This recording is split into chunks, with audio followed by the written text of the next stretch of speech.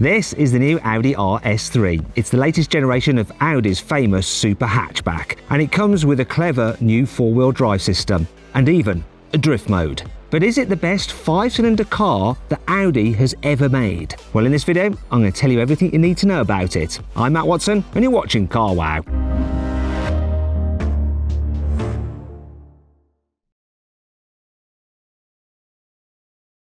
The new Audi RS3 looks like someone's taken their S3 to the gym. Now it struts around everywhere in a tight t-shirt drinking a protein shake. Well, actually it doesn't, it's a car, but yeah, lame analogy, sorry. Now, you can get the RS3 as a 5-door hatchback or a 4-door saloon, just like you could with the old version. Both have a huge honeycomb grille up front with absolutely massive air intakes. All new Audi RS3s come with mean-looking LED headlights and brake lights, just like an S3 has. However, you can upgrade the lights to matrix LEDs with some pretty swanky features. You see, when you unlock or lock the car, the left headlight will light up a checkered flag, and the right headlight will show RS3 lettering. Now, besides the lights, the new RS3 comes with massive flared wheel arches like all other RS models. However, this new car is 3 centimeters wider at the front and 1 centimeter wider at the back than the old RS3. However, this sporty body kit isn't just for show. The vents behind the front wheels help smooth the airflow around the car to reduce drag.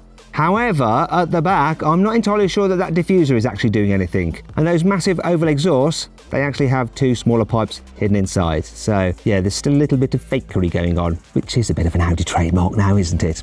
Anyhow, what do you think of the new RS3's design? Is it a better looking car than the Mercedes AMG A45? Let me know in the comments below. Audi has stuck to its guns and kept the legendary 2.5-litre 5-cylinder engine for the new RS3. Well, thank God for that.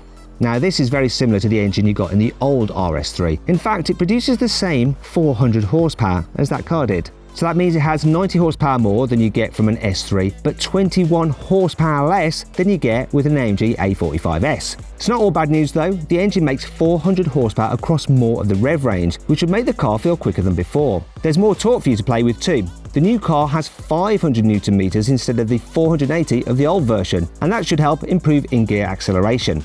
Speaking of gears, you get a 7-speed dual-clutch automatic as standard, just like you did in the old RS3. And just like the old RS3, you will have to pay extra if you want the RS Sports exhaust. Why, Audi? Why do you do that to us? The new Audi RS3 does 0 to 60 miles an hour in 3.8 seconds. That's a whole second quicker than the S3 does it in, and it's 0.3 quicker than the old RS3 took to do 0 to 60 miles an hour. It's also quicker than the Golf R, which I actually managed to launch from 0 to 60 miles an hour in just over 4 seconds. Crucially, it's 0.1 of a second quicker to 60 than an A45s, even though the AMG has more power. This means that the new RS3 is shaping up to be one of the quickest hot hatches ever.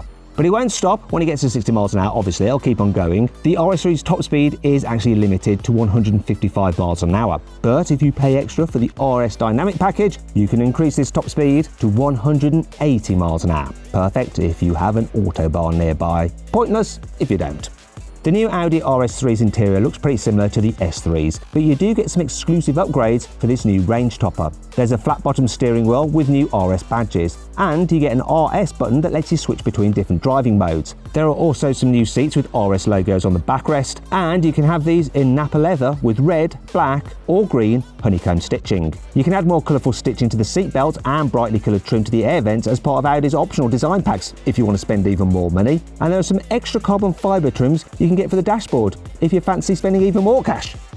The big news for the RS3 is its new torque vectoring system. It's called the RS Torque Splitter, and it's part of Audi's latest Quattro all-wheel drive system. The old RS3 used a single clutch to split the engine's torque between the front and rear wheels, depending on how much grip they had. The new RS3 has 2 clutches at the back instead of 1, so there's 1 for each wheel. This means the car can control exactly how much torque to send to each rear wheel independently. This means the new RS3 can push itself around corners by sending more torque to the wheel with the most grip. For example, if you're turning right, it'll send more torque to the left wheel, and if you're turning left, it'll send more torque to the right wheel to push the car around. And it's all been designed to work with the optional Pirelli P0 Trofeo R semi-slick tyres, which should be super grippy if you fancy taking your RS3 on track.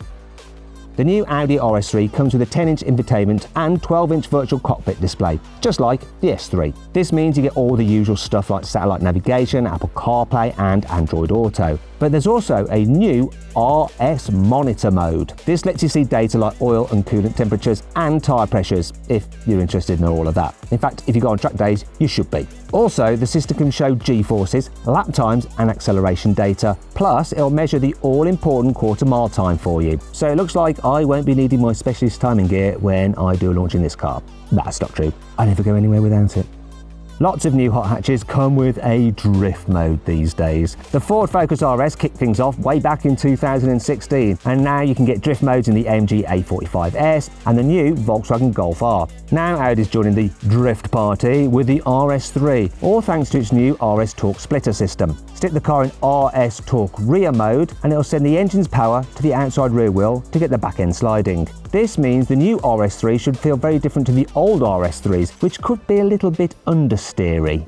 But will this drift mode be as good as the one on a Mercedes AMG A45s? Audi has completely reworked the RS3 suspension for this new model. Now it's 10mm lower than an S3 and 25mm lower than a standard A3.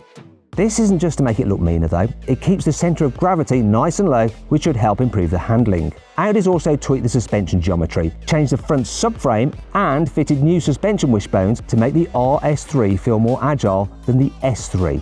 And you can get optional adaptive dampers to help it deal with rough roads when you're not hooning it around on track. The Audi RS3 comes with 6-piston calipers and steel brake discs on the front as standard, but you can upgrade to carbon ceramic discs for more stopping power and less brake fade, which would be handy if you plan to take your hyperhatch on lots of track days. Now these discs are 380mm across. That's 5mm more diameter than the steel discs that you get with the car as standard, but they weigh 10 kilos less, which should improve how the car handles on bumpy roads as you're reducing unsprung mass. The standard RS3 gets red or black calipers, but if you go for the carbon ceramics, you can then get them painted in either grey or blue instead. The new Audi RS3 will go on sale in Europe in August. It's the equivalent of £51,000 for the hatchback. That's not much more expensive than the last Audi RS3, which started from £47,000, and that car didn't have that clever drifting all-wheel drive system. This new RS3 model is shaping up to be a world-beating hot hatch.